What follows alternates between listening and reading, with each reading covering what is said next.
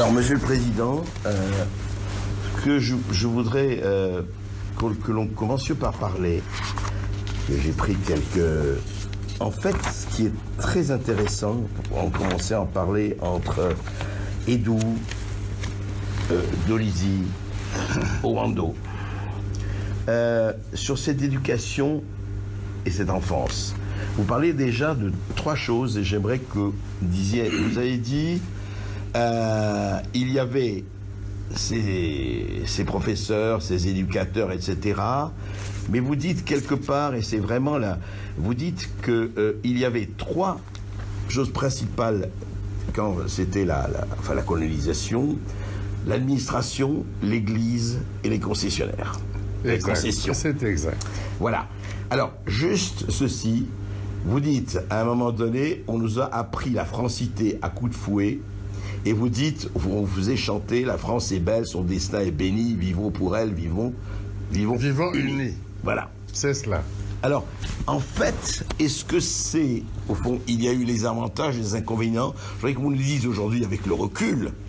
Pour vous, cette culture qui était à la fois cette église universelle, cet ancien en disant voilà, c'est les enseignements pour tout le monde et tout ça, et puis vos traditions, je parle de tradition, c'est, vous savez, ces jardins, c'est ce qui se passait dans certaines forêts, ce que vous racontez aussi par rapport à ceux qui ont été engagés et qui n'ont pas, on leur a dit surtout, vous n'allez pas au service militaire, vous n'allez pas vous battre, et on a pu les rapatrier.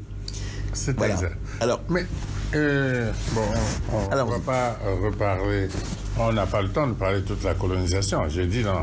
J'ai dit oui, que la colonisation, je parle de la France, elle s'est appuyée sur, bien sûr, sur 3 piliers. Et il y avait l'administration, il y avait l'Église catholique, et il y avait les compagnies concessionnaires. C'est ça. Bon, parce que, appelons les choses par leur nom, la colonisation, c'était quand même comme but principal, pas le développement pour le développement véritable des territoires. C'était pas le but. Le développement, je parle du développement. Développement, oui. Et le but, c'était quoi, alors? Le but, je pense, c'était la prise en main des territoires avec leurs richesses et l'exploitation de ces richesses au profit de la métropole.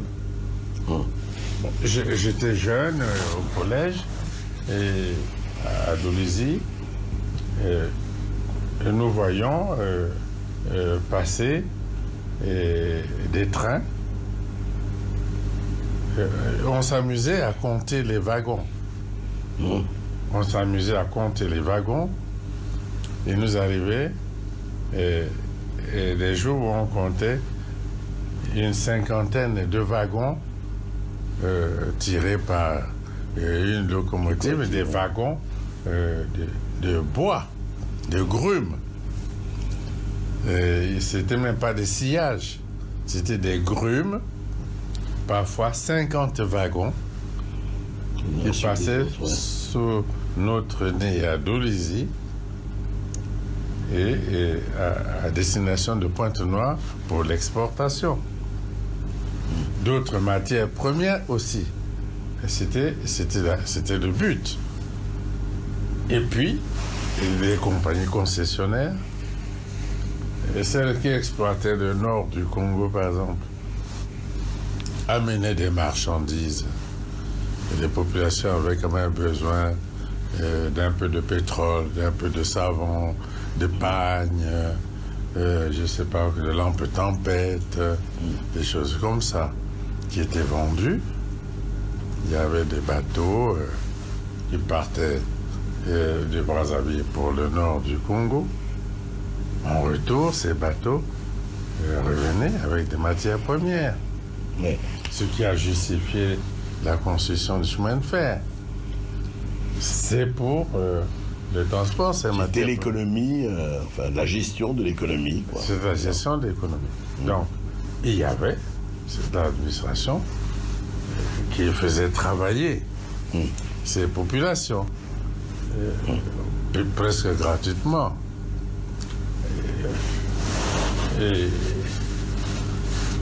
Ma mère, je l'ai vue préparer de l'huile de palme, des palmistes, etc. Et puis, tous les 13 des mois, elle allait au bord de la rivière. Les vendre, disons vendre, presque les donner. On lui jetait quelques pièces, quelques mois. Et elle les vendait à qui, enfin, à la compagnie concessionnaire. Qui, sur le site, avait un petit magasin de vente de pagnes, de palmes, de pagnes, de savon, de pétrole, de sel. Bon, et quand il avait pris ces jetons-là, elle les déposait. Pour acheter les pagnes, oui. Et elle retournait à la maison, elle n'avait pas un franc dans son panier. Et elle a laissé quelques bricoles qu'elle avait gagnées, elle a laissé au magasin de la société concessionnaire. Bon, c'est donc l'administration qui domestiquait, et appelons les choses par leur nom, les populations. Et puis les compagnies concessionnaires qui les exploitaient comme cela. Et puis la religion qui éduquait. Alors justement, quel rôle jouait la religion, ou joue la religion? Parce que est-ce qu'il y a eu ce que vous décrivez? Est-ce qu'il y a eu aussi des bonnes choses? Est-ce que ça vous a enseigné aussi, à votre avis? Je ne parle pas seulement de la religion, mais la discipline, etc. Est-ce que ça, il y a eu un côté positif ou pas? Oui, l'instruction. Parce que quand même, il faut dire que l'Église catholique, plus que l'administration du reste, a mis en place des écoles.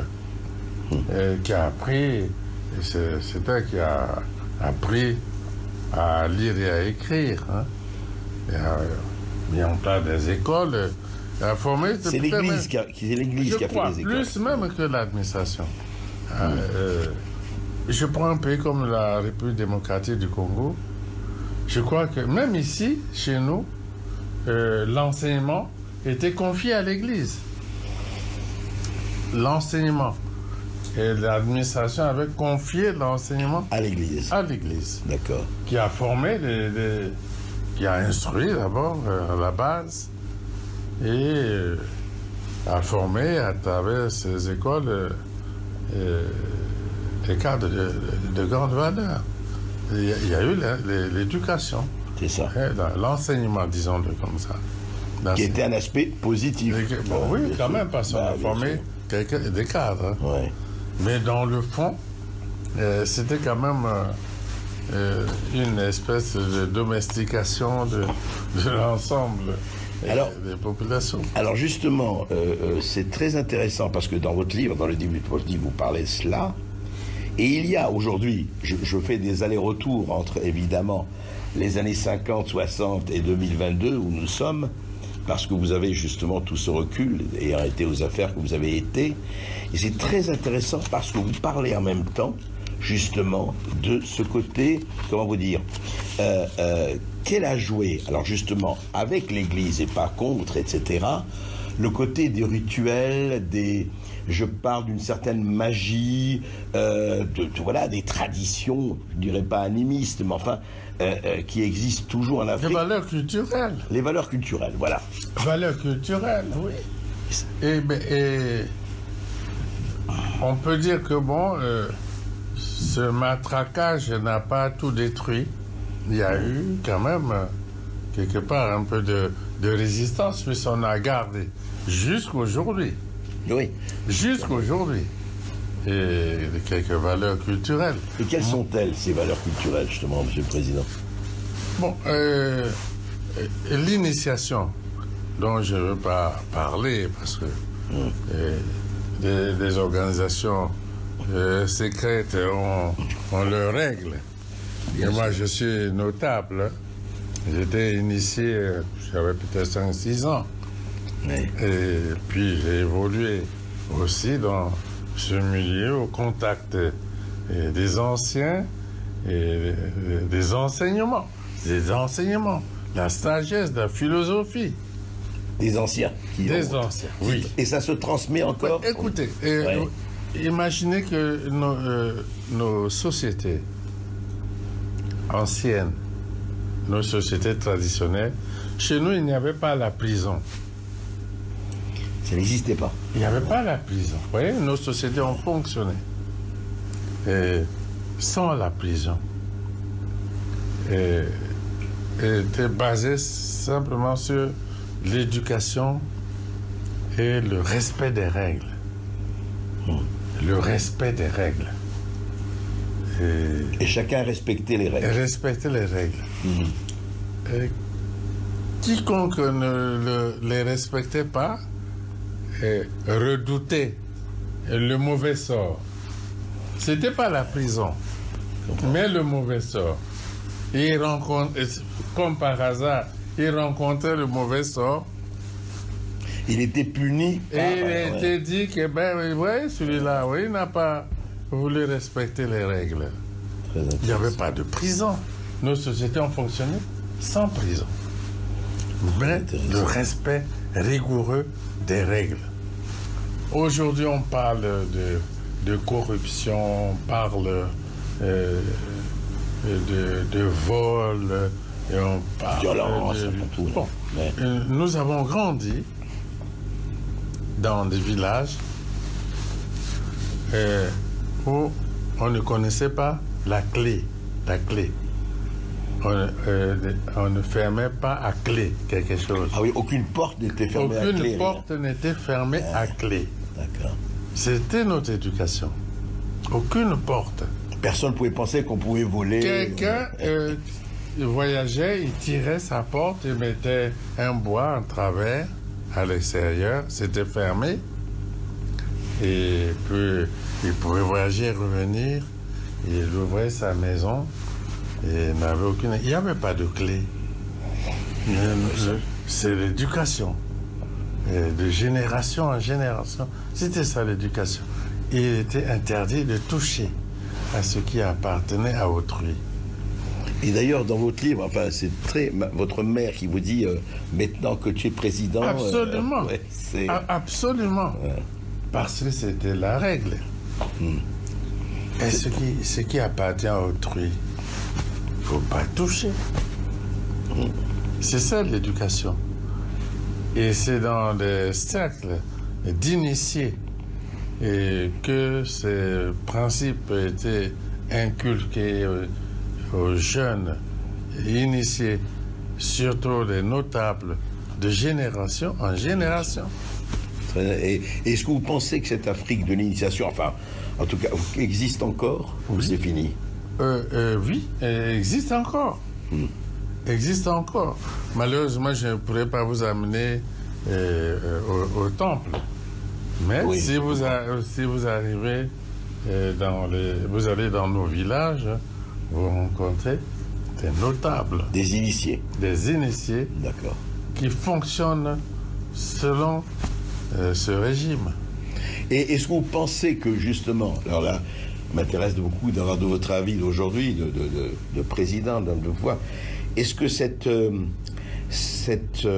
je dirais, cette cohabitation, cette coexistence, et ça se passe dans le monde, mais en Afrique, c'est très entre la tradition, l'initiation, la transmission, et cette espèce de monde, de mondialisation, pas seulement occidentale aujourd'hui, mais totale, on va reparler de tout ça, mais est-ce que vous pensez qu'il y a beaucoup plus aujourd'hui de contradictions, ou en fait, ça peut tout à fait marcher ensemble?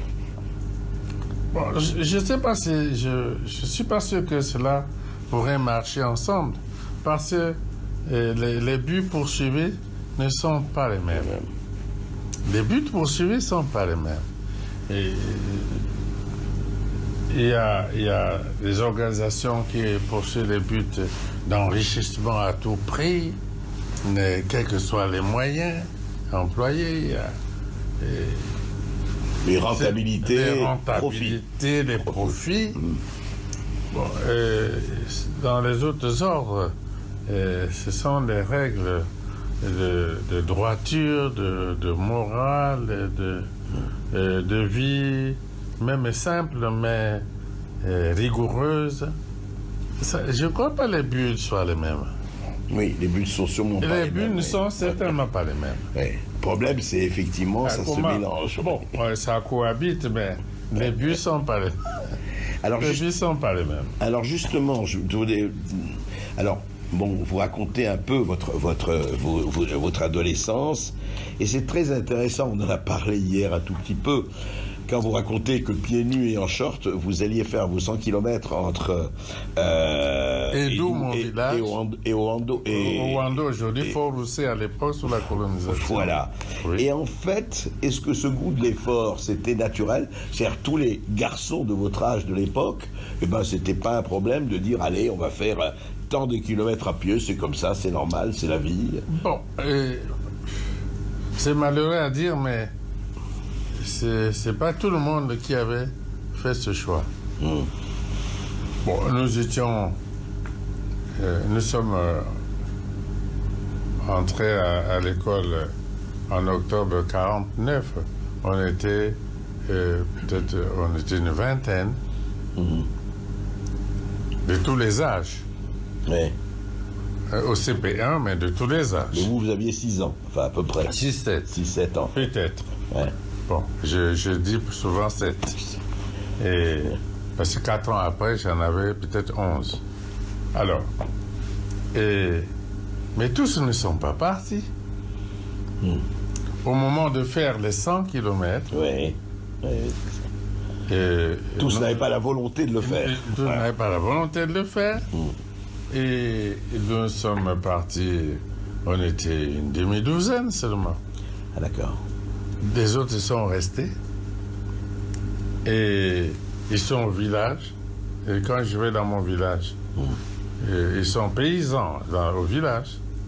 Des paysans de mon âge. Ils étaient d'ailleurs plus âgés que moi. Je crois qu'ils ont ils ont peut-être 84, 85 ans.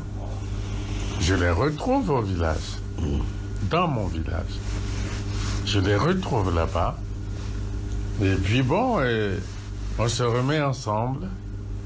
On prend un verre. Et puis on raconte notre histoire au village. Mais eux, ils n'avaient pas choisi de partir. C'est ça. Ils sont restés. Et donc, c'est pas comme ça, tout le monde qui décide. Et pour vous, c'était le moteur de partir comme ça, c'est l'envie de s'instruire, de dire je veux m'instruire. Sûrement. Ouais. Sûrement. Et contre l'avis de ma mère, par exemple. Ah oui, elle ne comprenait pas que cette chose soit possible. Ouais. Contre son avis, oui. Elle voulait que vous restiez au village, quoi. C'était l'aventure. Et elle me perdait, j'allais mourir de faim, de maladie quelque part. Elle me perdait, en gros. Et elle n'a pas permis ça, elle m'a poursuivi. Quelques 3 premiers kilomètres, elle était là, elle me parlait. Mais tu es fou, qu'est-ce qui t'arrive? Bon, j'ai obtenu quand même. Et à 6-7 ans, vous disiez, si je ne m'instruis pas, ça ne va pas. Il y a quelque chose qui... Quelle était la volonté? C'était... De s'instruire sûrement. S'instruire sûrement, ils n'étaient pas seuls, nous étions 6 ou 7 à partir. Les autres sont restés et n'ont pas été punis par les parents pour ça. Ils sont restés et nous sommes partis. Voilà. Et après, bon, vous racontez tout cela très bien, puis comment le lycée, les professeurs que vous avez eus, les éducateurs que vous avez eus, et puis l'armée. Puis l'armée. L'armée. Accidentellement. Accidentellement, absolument. Ah oui, tout à fait. Vous ne vouliez pas devenir militaire. Mais je ne pensais pas à ça. Accidentellement. C'est peut-être le destin aussi, on ne sait jamais. Mais c'est accidentellement, parce que l'armée. Déjà, j'avais vu mon frère sur le point d'aller en Indochine. Ah oui. J'étais tout petit. Je ne sais pas, au CP2 peut-être, je ne sais pas quelle année c'était. Et vers les années 50, j'étais au CP1, CP2 peut-être. Bon, et j'ai vu mes parents s'opposer au départ de mon frère pour l'Indochine. Bon, donc l'armée, je pensais à tout sauf à l'armée. Mais c'est mon professeur. Il ne comprenait pas que j'arrête d'étudier pour aller enseigner. J'étais d'abord trop jeune, et puis il pensait que je pouvais réussir autre chose. Maurice Pendler de Haute-Savoie. Oui, vous en parlez. Et c'est lui qui vous a orienté en disant... Complètement. Ah, c'est lui qui vous a dit, mais enseigner, qu'est-ce que tu vas enseigner? Tu vas. Il y a un concours, il a lu dans les journaux. C'est lui qui a lu l'appel dans les journaux. Et il dit, mais il y a un concours ici. Hein? Il y a un concours ici qui va vous donner la possibilité de continuer d'étudier. Je dis, c'est quel concours? Vous allez devenir officier. Ah bon? Il y a un concours. Oui, passe ce concours. Et non seulement tu vas continuer d'étudier, au lieu d'aller enseigner, mais tu deviendras officier pour l'armée de ton pays. Ah bon? Machinalement, j'ai passé le concours. Je suis son conseil, je ne savais pas ce que c'était l'armée de l'école. Comme quoi, comment la vie prend des voilà. entourés, c'est pour ça. Exact. Oui, 61, donc, puis vous entrez militaire, parachute, officier parachutiste, etc.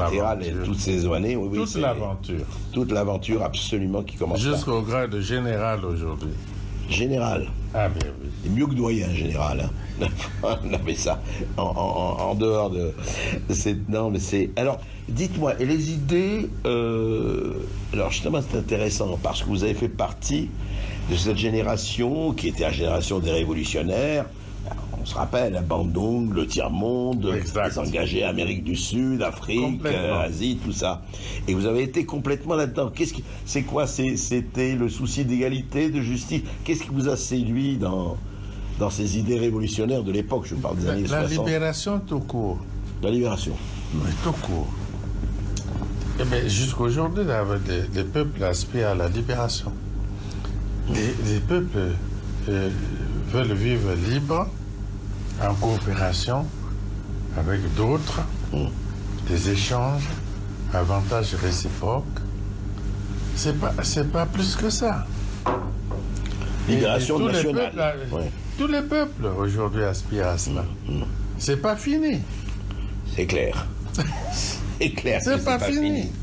Mais justement, et simplement, à l'époque, c'était encore l'URSS, c'était les États-Unis, l'URSS, la guerre froide, enfin, c'était la grande époque de la guerre froide, puisque ça n'a fini qu'avec, enfin, fini, pas fini, mais... Et est-ce que c'était l'idée, vous dites la libération, mais la libération au niveau... À l'époque, je me remets dans le Denis Sassou Nguesso de l'époque, c'était... La libération pour son peuple, c'est-à-dire le Congo, c'était la libération plus générale, c'était plus mondiale, internationale, puisque c'était l'international. La libération pour tous les peuples. C'est ça. Dans les nôtres. Dans les nôtres, bien sûr. La libération pour tous les peuples. Parce que bon, on a souvent dit que c'était du communisme, tous se sont engagés. Bon, Mandela, c'était pas un communiste. Mandela, c'était pas un communiste. Il s'est mis avec les communistes parce que les communistes soutenaient cet idéal de libération. C'était pas un communiste, Mandela. Et il s'est mis avec les communistes. Même Castro n'était pas un communiste au départ. Castro n'était pas un communiste au départ. Mais les peuples luttaient pour leur libération. Ils obtenaient le soutien de ces pays de l'Est qui étaient communistes. Ils obtenaient leur soutien. Il ne pouvait pas refuser le soutien. Puisque, appelons les choses par leur nom, l'OTAN, prenons le cas du Portugal, l'OTAN soutenait Salazar. À l'époque, oui. Et Franco, enfin bon. Et Franco. Et Franco. Prenons Salazar. Franco n'avait pas de colonie ici. Oui, c'est vrai, Salazar. Franco Salazar. L'OTAN soutenait Salazar. Le pacte de Varsovie soutenait les mouvements de libération. Ces mouvements de libération n'étaient pas devenus communistes. Le FLN n'était pas communiste, ne l'était pas non plus. Non. Mais il bénéficiait du soutien du pacte de Varsovie. C'est là où il y a eu un amalgame. Hein? Oui. Il y a, au fond, c'est seulement la volonté de libération des peuples. C'est ça. C'est-à-dire, je vais avec la personne qui peut m'aider. Qui me soutient. Voilà. Et après, il y a eu amalgame, on a mis le communisme partout, c'est pas vrai. Vous n'avez jamais adhéré, vous, marxiste-léniniste pur et dur? C'est le cas particulier du Congo. Mais c'est pas généralisé. C'est pas général, hein. Mais pourquoi le Congo? C'est intéressant. Comment? Pourquoi le Congo a été plus séduit par les parce idées que l'élite ici au Congo est formée en France et était proche du Parti communiste français. Et quand elle est revenue ici, elle a donné l'orientation. C'est ça, bien sûr. C'est l'élite, c'est parti de France. Eh oui, c'est parti là. Oui. Absolument. Ouais. Et alors justement, c'est très intéressant parce que j'arrive enfin, c'est toujours dans le même, et toujours dans votre livre, je suis ça parce que ce que vous racontez, par exemple, je vais citer quelque chose, La Baule en 1990, le fameux sommet qu'il y avait eu, le sommet, voilà, de la francophonie, non, c'était pas... Ah non, La Baule. La Baule, c'était le sommet de... Bon, francophone, c'était pas francophonie comme tel, c'était France-Afrique. France-Afrique, c'est ça. Francophones d'Afrique. C'est ça, les pays francophones d'Afrique, exactement. C'était des pays francophones d'Afrique. Alors justement, c'est très intéressant parce que on a parlé de l'Église, de la colonisation, etc. Et il se passe ceci, et vous en parlez, et c'est très intéressant parce que je crois que le lecteur ne se rappelait pas du tout, enfin même pour ceux qui ont vécu. Vous parlez ça se passe exactement en juin 90, vous êtes président déjà de la République du Congo, et Mitterrand fait un discours. Et c'était effectivement au moment de l'effondrement de l'URSS, puisque mur de Berlin et compagnie. Exact. Et Mitterrand dit ceci, je cite, « La France liera tout son effort de contribution aux efforts qui seront accomplis pour aller vers plus de liberté. Il y aura une aide normale de la France à l'égard des pays africains, mais il est évident que cette aide sera plus tiède envers ceux qui se comporteraient de façon autoritaire. » Et vous dites, quand même, il y va fort de café, hein. C'est un peu exagéré. Et Hassan II lui répond en parlant de schéma importé, de démocratie clé en main, etc. Or, ce problème est au cœur de ce qui se passe aujourd'hui dans le monde. Mais bon, je parle là aux gens de la presse. Mais la liberté de presse dont on parle tant, c'est le seul discours du président Mitterrand qui a été largement diffusé. La réponse du roi Hassan II avait été censurée par la presse française. Ah oui? Oui. Totalement censurée. Totalement censurée. Ouais. On n'a pas entendu la réplique du roi Hassan II. Et je parle à la presse. Oui. Parce qu'on ne va pas nous parler de liberté de la presse. Ce n'est pas vrai. Et ça vous a inspiré quoi, vous-même, président? Je veux dire, quand vous avez entendu Mitterrand et quand vous avez entendu la réponse, mais surtout vous disiez, c'est quoi? C'est encore, on veut nous dire, voilà, c'est comme ça qu'il faut faire, parce que... Oui, mais la réponse était donnée par Hassan II. C'était quand même... il y avait quand même de la frustration, non? De la frustration, c'est ce paternalisme. On était comme des écoliers dans une salle de classe, là. Vous entendez le professeur, quoi. Oui, Hein. qui donnait des ordres. Et le roi Hassan II a répondu.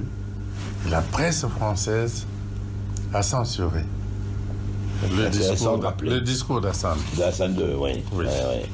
Et effectivement, est-ce que c'est parce qu'aujourd'hui, on voit très bien, alors encore une fois, un certain nombre, vous savez, ce qui se passe, on va en parler un peu, mais je voudrais évidemment avoir votre avis, ce qui se passe, Russie, Ukraine, et je dirais, les nouveaux basculements du monde entre le dollar, la dédollarisation d'un côté, l'émergence, c'est plus qu'une émergence de la Chine, etc., etc.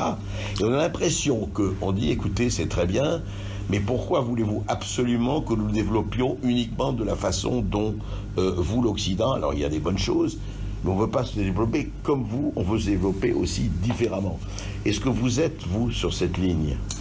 Est-ce qu'on a besoin d'un monde unipolaire aujourd'hui? On n'a pas besoin d'un monde unipolaire. Si on pouvait arriver à la situation où les peuples échangent, coopèrent, les avantages réciproques, la mondialisation en question, est-ce qu'on peut arriver à une situation où les peuples libres peuvent coopérer, échanger? Et il y a toutes les possibilités pour cela. Et dans un climat de paix, c'est peut-être de l'idéalisme, mais enfin, puisque on est régi par des rapports de force, etc., sans arrêt. Ouais. Bon, on n'a pas besoin d'un monde unipolaire comme ça. Oui, pas un modèle unique. Pas un modèle unique. Voilà, qui vous obligerait. Non, on est bien d'accord. Alors, justement, de ce point de vue-là, aujourd'hui, on dit que la France-Afrique est morte et enterrée. Est-ce que c'est vrai? Est-ce que c'est vrai? Ou est-ce qu'on est encore... D'abord, France-Afrique, c'est quoi? Alors, ce qu'on a appelé la France-Afrique... Mais oui, qu'est-ce que ça veut dire? Qu'est-ce que ça veut dire? Comme ça, on va voir si cela existe ou cela a disparu. Il faut définir. France-Afrique, c'est quoi? Est-ce que vous pouvez définir cela? Écoutez, la France-Afrique, c'est, telle qu'elle a été définie, c'est pas la mienne, mais une espèce de communauté à la fois d'intérêt, à la fois une imbrication, qui date depuis, depuis la colonisation entre la France et l'Afrique, et qui a perduré après les indépendances de 1960, des années 58-60 de Gaulle. C'est-à-dire que ce qu'on a appelé la France-Afrique, entre guillemets, est-ce que c'est ça, ou est-ce que ça, non, c'est vide de sens, à votre avis? Bon, si France-Afrique, c'est le prolongement de ce qu'on a vécu dans les colonies françaises d'Afrique, c'est-à-dire la loi cadre de défaire. De faire, oui. L'autonomie. L'autonomie. Puis les indépendances, comme on les a vues. Puis avec la communauté franco-africaine, avec De Gaulle et Foucault, et puis toute la suite. Si c'est cela, je crois que les jeunes générations en Afrique ne souhaitent plus cela. Je parle de jeunes. Quand on voit les mouvements, on parle de sentiments anti-français, non. C'est peut-être le refus par les jeunes générations africaines du maintien d'un schéma comme celui-là. Je pense que c'est ce qui a lieu de penser, tenter de... C'est la France qui doit faire peut-être beaucoup d'efforts pour arriver à la mise en place d'une relation avec les peuples africains, d'échanges réciproques, d'avantages réciproques et Et alors, à votre avis, les politiques... Je pense que c'est cela le débat. Ouais. Et non pas que les peuples africains n'aimeraient pas les sentiments anti-français. Comme si les peuples d'Afrique n'aimaient... Au contraire, ils aiment beaucoup les Français. Ah oui, il y a tellement de liens. Ça n'a rien à voir avec les relations de peuple à peuple. C'est le changement des rapports. Et je pense qu'une réflexion devrait se faire dans cette direction-là. Et ne pas parler d'un sentiment anti-français. Vous êtes français, et vous allez dans les rues de Brazzaville, dans tous les quartiers. Aucun problème. Vous ne verrez jamais un tel sentiment. Et ça n'existe pas. Ici, comme à Bamako, hein, comme à Abidjan, à Douala, je sais pas, Yaoundé, c'est pas vrai. Je pense qu'une réflexion devrait se faire pour tenter d'amener l'établissement de relations d'un autre type. Alors, dans ce sens-là, justement, et je parle à l'homme d'État qui a traversé effectivement des décennies, vous parliez de Mali, etc. Est-ce que vous pensez qu'aujourd'hui, les opérations comme Serval, comme Barkhane, qui vient d'arrêter ce qu'il y a eu au Mali, ont encore un sens, je dis un peu peut-être brutalement les choses, ont encore un sens ou pas, surtout, et c'est là où je voudrais avoir votre avis, entre, disons, la montée de l'islamisme ou d'un certain islamisme radical, la résistance entre chrétiens animistes et islamistes. Est-ce que, là je parle pas évidemment du Congo, de votre pays, je parle enfin plus continentalement, est-ce que vous pensez que la présence française militaire a encore un sens aujourd'hui? Bon, écoutez, si un gouvernement d'un pays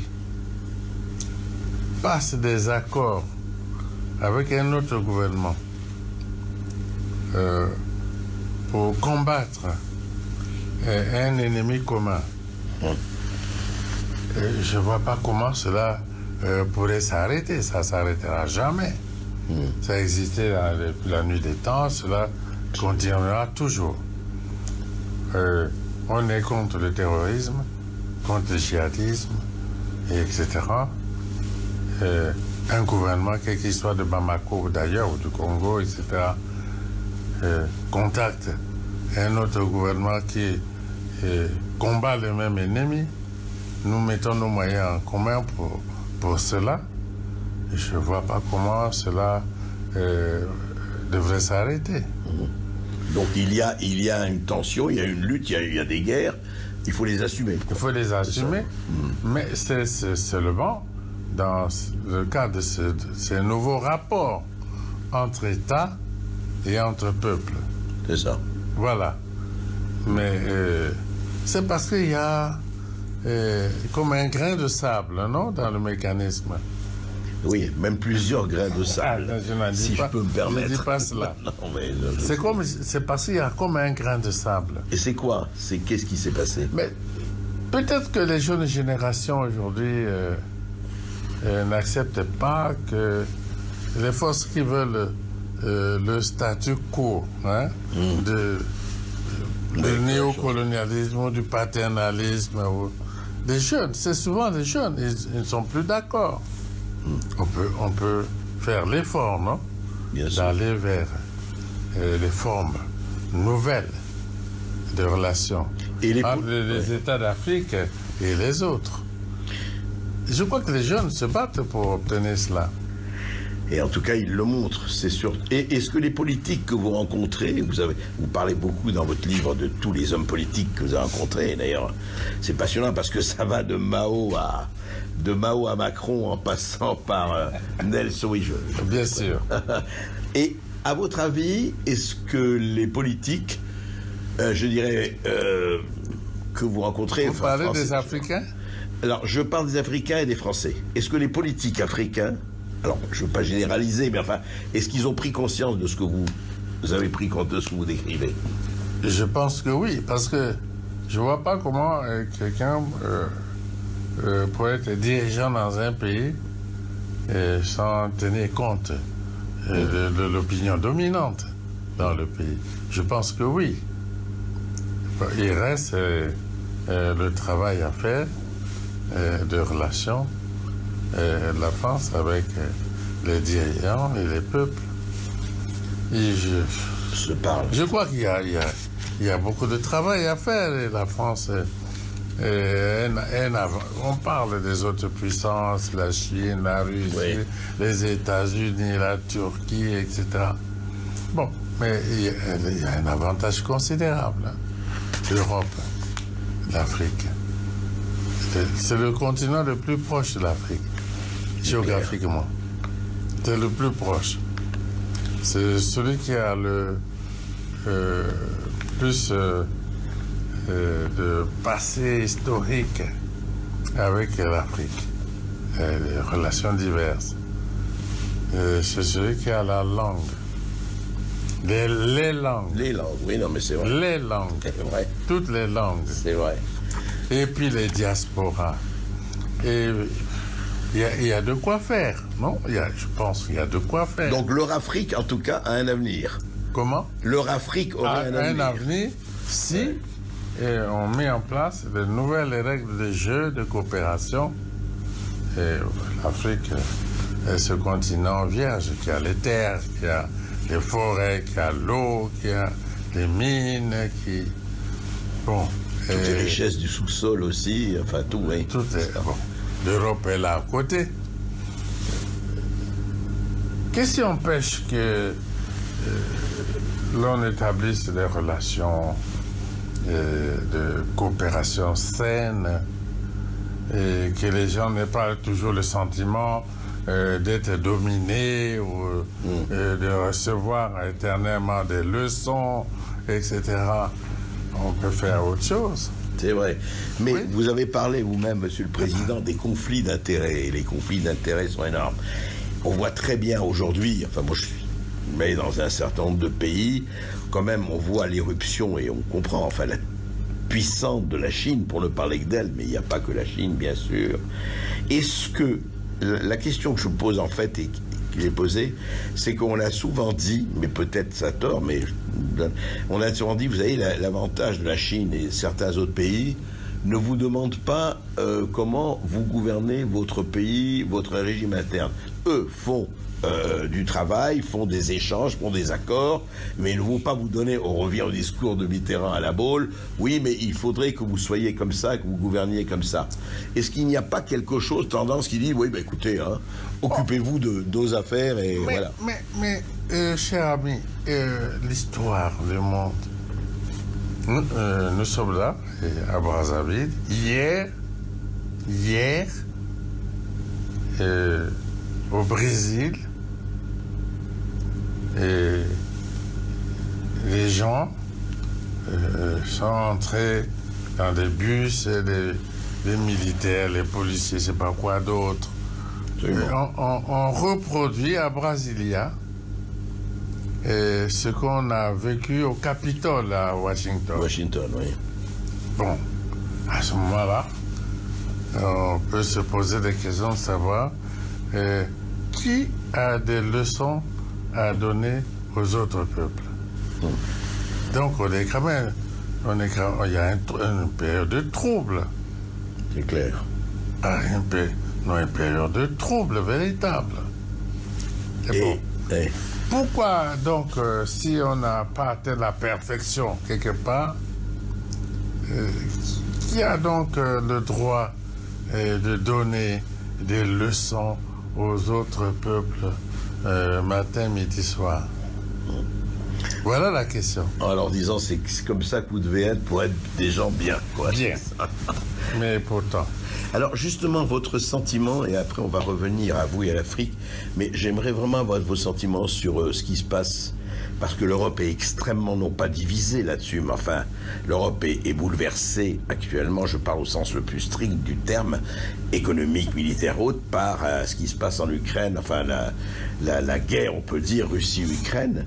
J'aimerais avoir votre sentiment, parce qu'on a l'impression que c'est une guerre qui se passe par procuration, par personne interposée. Il y a l'OTAN d'un côté, la Russie de l'autre. Je n'aimais pas à égalité, d'ailleurs, c'est pas le problème. Et puis, il y a cette qui en fait, aujourd'hui, obère l'Europe. Il y a une espèce de tension énorme qui n'est pas finie. Quel est votre sentiment là-dessus? Bon, mais nous pensions que on a confusément pensé, même peut-être clairement, pensé que avec la chute du mur de Berlin, et bon, le pacte de Varsovie a disparu. Bon, et pourquoi l'OTAN est là? Les pactes militaires. Et pourquoi faire? Puisque le pacte de Varsovie a disparu. Bon, des pactes militaires, pourquoi faire? Et malheureusement, et on observe qu'avec cette guerre d'Ukraine, bon, c'est l'OTAN, c'est la Russie, c'est comme la survivance et des idées qu'on croyait terminées. Voilà. Et bon, nous, c'est la question qu'on se pose. Bon, certainement qu'on ira vers une phase de négociation. Voilà pourquoi nous, en Afrique, nous pensons que l'Afrique pourrait contribuer. À la négociation, vous voulez dire? Oui. En quel sens? Bon, la médiation, pourquoi pas? Voilà. Il y a quand même en Afrique les États qui s'abstiennent, qui pensent que peut-être qu'il faut aller vers... Beaucoup se sont abstenus. Beaucoup se sont abstenus, d'ailleurs. Beaucoup se sont abstenus. Absolument. Dont vous. Enfin, dont le Congo. Ouais. Et nous pensons que peut-être qu'il faut qu'on aille vers la négociation. Oui. Et alors, pour la paix. Oui, pour la paix, bien sûr, bien sûr. Et justement, pour revenir et à votre livre et au Congo, et ça, c'est vraiment le grand défi qu'on entend. Et vous dites, oui, il faudrait quand même que l'Afrique aille au-delà. Il y a beaucoup d'accords, il y a beaucoup d'organisations, il y a déjà... Mais d'aller encore plus loin, est-ce que vous pensez qu'il y a une possibilité, en fait, que l'Afrique, pour aller encore plus loin, devrait s'unir, je dirais pas s'unir, fusionner, mais s'unir, je ne sais pas, de façon fédérale ou autre, pour faire de ce continent, et on connaît non seulement la richesse, mais les énormes potentialités, de faire quelque chose qui soit une puissance comme, à mon avis, on a essayé de faire en Europe, mais je veux dire, voilà, avoir quelque chose une Afrique unie comme, peut-être pas au niveau de l'Europe, comme peut-être les États-Unis, je ne sais pas. Le panafricanisme n'est pas mort. Il n'est pas mort. Non. Et le panafricanisme n'est pas mort.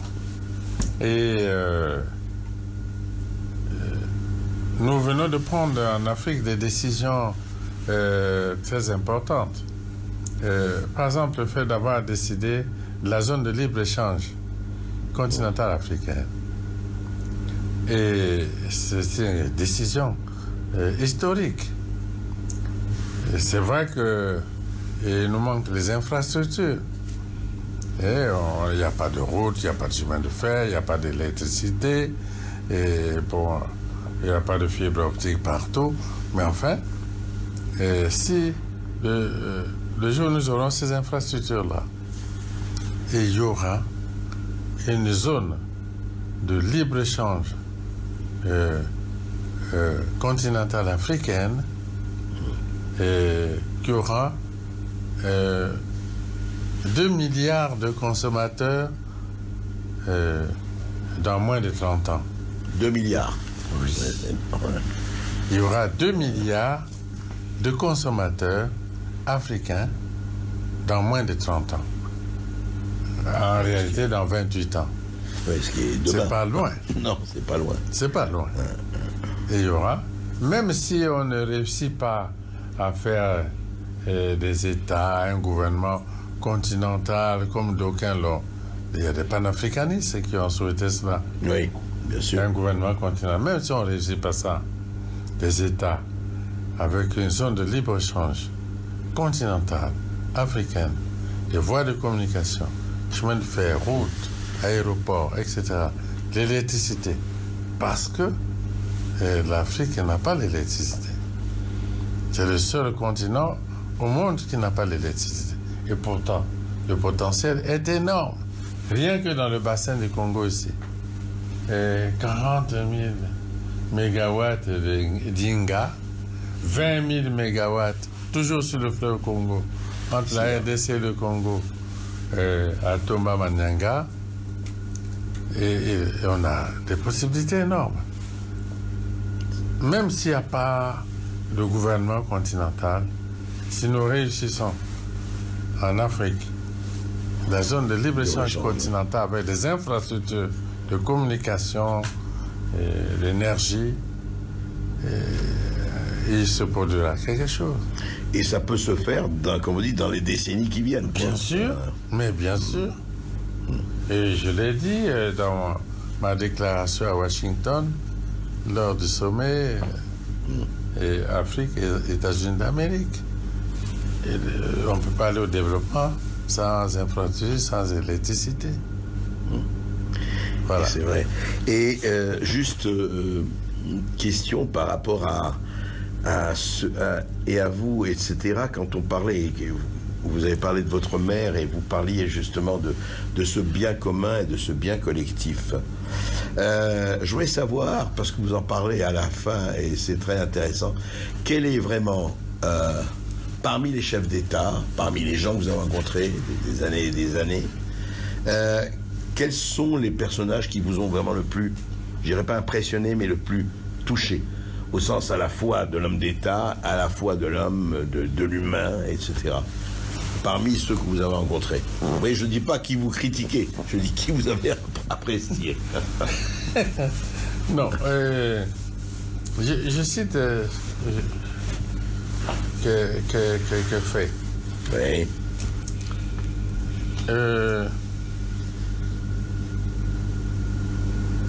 Lorsque j'étais président en exercice de l'OUA, Organisation de l'Unité africaine. Organisation de l'Unité africaine, nous nous battions. J'ai dédié mon mandat d'ailleurs à la libération de l'Afrique australe. Et j'ai fait le tour du monde pour demander aux dirigeants du monde des sanctions économiques contre l'Afrique du Sud, racistes. Et bon, je suis allé partout, je suis allé à Pékin. Et j'ai rencontré Deng Xiaoping. On a parlé de ce qu'il a dit, mais la Chine soutient l'Afrique, etc. On est passé très vite sur ce sujet, puis il a parlé de son projet. Nous sommes en 1987. Oui. Et Deng Xiaoping me dit, il était déjà très malade, mais il parle, il dit, en 2025, si la Chine continue les réformes, avec les réformes qui sont engagées, en 2025, la Chine sera 5e mondiale, pas 6e. Nous sommes aujourd'hui en 2022, nous ne sommes même pas encore en 2023. Enfin, oui, 2023, oui. Et la Chine est 2e, déjà. Ouais. C'était très impressionnant. J'ai rencontré des personnalités, Yasser Arafat, Fidel Castro, Hassan II. Avec Hassan II, j'étais président en exercice de l'OUA. Je lui ai dit, mais ce dossier du Sahara occidental, l'Afrique va imploser. Comment on fait? Avec son accord, nous avons obtenu que ce dossier du Sahara occidental soit placé aux Nations Unies. Ah oui, quitte l'OUA. Beaucoup de sagesse. Quitte l'OUA pour les Nations Unies. Où il se trouve encore. Oui, absolument. C'est pas réglé encore. Pas réglé. Mais c'était des personnalités fortes. Fidel Castro, des personnalités fortes. En tout cas, il y a quelqu'un à qui on sent une vraie sympathie, c'est Jacques Chirac.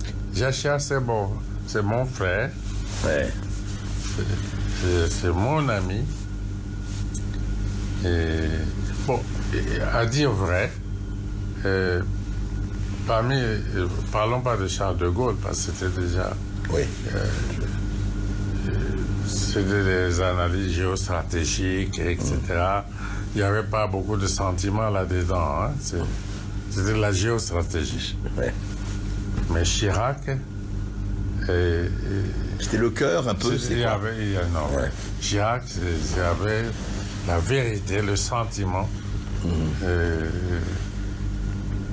Il était proche de l'Afrique et en réalité.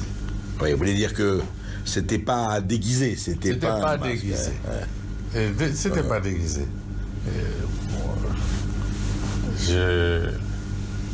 J'ai rendu visite à rue de Lille. Et c'était... Bon, j'ai regardé les photos à titre personnel. C'était la dernière rencontre avec Jacques Chirac, rue de Lille. Il était très malade déjà. Oui, il était... Voilà. C'était mon frère, mon ami. Ah oui. Je suis allé à ses obsèques à Paris. Et donc c'était une des personnes à qui vous étiez, oui, le plus proche, enfin, en France. En France, oui, je pense. En France, oui. Oui. Non, les autres, non. En France, oui. Et en fait, aujourd'hui, encore une fois, je regardais, c'est pas vrai, parce que vous étiez aux affaires déjà, je parle avant d'être président, parce que vous étiez ministre de la Défense, de Marianne Gouabi, notamment. Vous avez suivi tout ce problème, justement, tous ces problèmes d'indépendance, vous étiez à la base, et puis vous avez eu, bon, ce que vous avez appelé votre traversée du désert pendant quelques années aussi. Mais c'est bien d'avoir la traversée du désert. Ah, ça m'a fait beaucoup de bien, croyez-moi. Alors, juste un mot, qu'est-ce que ça amène? Qu'est-ce que ça vous a amené? Le fait d'être hors du pouvoir pendant X années, quoi. Franchement. On résiste, avoir suffisamment de recul. Ouais.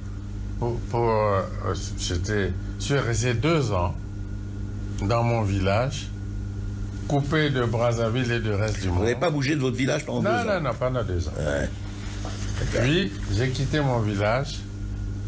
Je suis allé en exil volontaire à Paris près de 2 ans. Et j'ai eu un recul suffisant pour regarder ce que j'ai fait moi-même et pour penser ce qu'on pourrait encore faire. J'ai écrit un livre pendant cette période. C'est 4 ans. Le manguier, le fleuve et la souris. Et la souris. Le livre existe. Dans ce livre, je décline un peu mes réflexions et ce qui pourrait être fait pour le Congo. Et après, je relis ce livre maintenant. Je le relis toujours pour voir, mais est-ce que j'étais fou, est-ce que j'avais perdu le nord? Et alors, pour vérifier, puisque je suis revenu aux affaires, mais est-ce que je disais vrai? À cette époque, oui. À cette époque-là. Et vous concluez... je conclus que je reste constant. Vous êtes resté cohérent avec vous-même, absolument. Oui. Et donc, tout ça, alors il y a tout ce tableau et que vous décrivez, et c'est vrai, c'est très passionnant dans ce livre. Après, il y a, on se dit, cette Afrique, attendez, et il n'y a pas que l'Afrique, vous avez très bien fait, vous parlez du Brésil, vous parlez de Washington, etc. Mais ce monde où il y a aussi, vous savez, tous ces trafics internationaux, tous ces... C'est parce qu'on parle du libre-échange, mais il y a le libre-échange des armes, libre-échange des esclaves, libre-échange de la drogue, libre-échange de tout ça. Vous savez mieux que moi, on le sait tous. Et on a l'impression, bon, c'est toujours pareil, hein, le bien et le mal, mais enfin, on a l'impression que on fait tout ce qu'on veut, mais que ça reste, que ce soit la corruption, que ce soit tout ça. C'est toujours endémique. Partout, hein, pas seulement en tel endroit. Mais la tendance à vouloir plaquer cela sur l'Afrique, c'est faux. Les corruptions. Ouais. Je vous ai parlé tout à l'heure de la vie dans notre village où on ne connaissait pas la clé. Oui. Dans nos villages, nous avons grandi dans cette éducation. On ne fermait rien à clé. Même pas la maison. Quelqu'un voyageait, tirait sa porte, mettait un bois à travers, à l'extérieur. Il pouvait aller au bout du monde, il revenait, il ouvrait et rentrait. Il y avait tout était là. Intact. C'est notre éducation. Bon. Mais... oui, mais tout le monde n'est pas comme ça. Enfin, tout le monde n'a pas été éduqué comme ça. Et puis après, il y a ce que vous décrivez, qui n'est pas quand même le fait de l'Afrique. Non, pas du tout. Bon, ce n'est pas le fait de l'Afrique.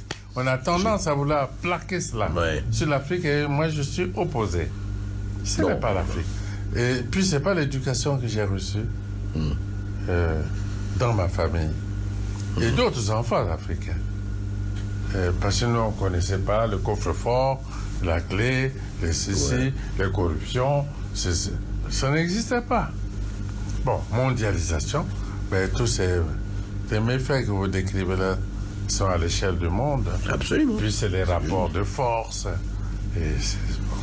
Et malheureusement, c'est tout le problème, d'ailleurs, c'est que, est-ce qu'on peut éviter, enfin, comment arriver à un équilibre entre les rapports d'intérêt et de force qui existeront toujours, malheureusement, et une certaine vertu et transmission, notamment à Edou. Nous, on a gardé un bout de tradition. Ouais. Oui. Et d'initiation. Et d'initiation. C'est gardé. Et dans nos villages là-bas, moi, je suis un initié. Et il y a d'autres initiés. Mais c'est très intéressant parce que vous parlez aussi de la franc-maçonnerie, qui est une initiation. Oui. Aussi. C'est très intéressant que vous ayez eu les deux. Enfin, mais je suis bien placé pour comparer les deux. Alors dites-moi, ça m'intéresse. Des valeurs d'humanisme, comme ce n'est pas possible. Et ça se... Dans les deux cas. Ça se compare dans les deux cas. Ça se compare bien. Y compris dans les rituels. Y compris dans les rituels. Y compris dans les rituels. Très intéressant. Y compris dans... Je ne peux pas... Je n'en dis pas plus. Non, mais Mais y compris dans les rituels. Vous voulez dire que c'est... L'humanisme. L'humanisme. Y compris dans les rituels. C'est très intéressant. Absolument. Merci beaucoup. Merci, cher ami. Merci.